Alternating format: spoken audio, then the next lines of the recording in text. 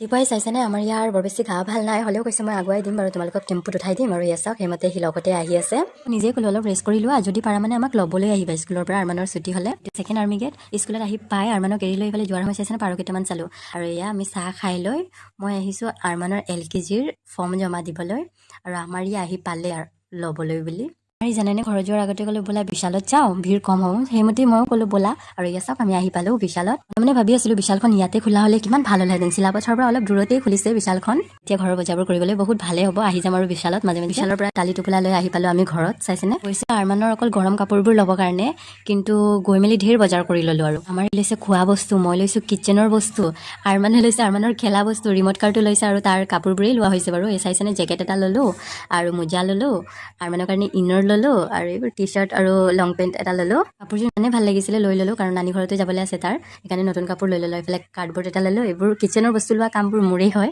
কাৰণ বহুত দিনৰ পৰা ভাবি থৈছিলোঁ মানে এইবোৰ ল'ম বুলি সেইমতেই বিচাৰি এটা এটাকৈ ল'লোঁ যিমান মানে আছিলে মোৰ উইচ লিষ্টত জানেনে এজনী ছোৱালীৰ মেকআপৰ উইচ লিষ্টৰ পৰা আহি যায় কিটচেনৰ বস্তু উইচ লিষ্টত জানেনে বিয়াৰ পিছত এয়াই পৰিৱৰ্তন হয় আৰু আমাৰ ইয়াৰ কাম চাইছেনে যিমান পাৰে খোৱা বস্তুবোৰ সি তুলি লৈছে চুপ বিস্কুট আকৌ এইবোৰ চানা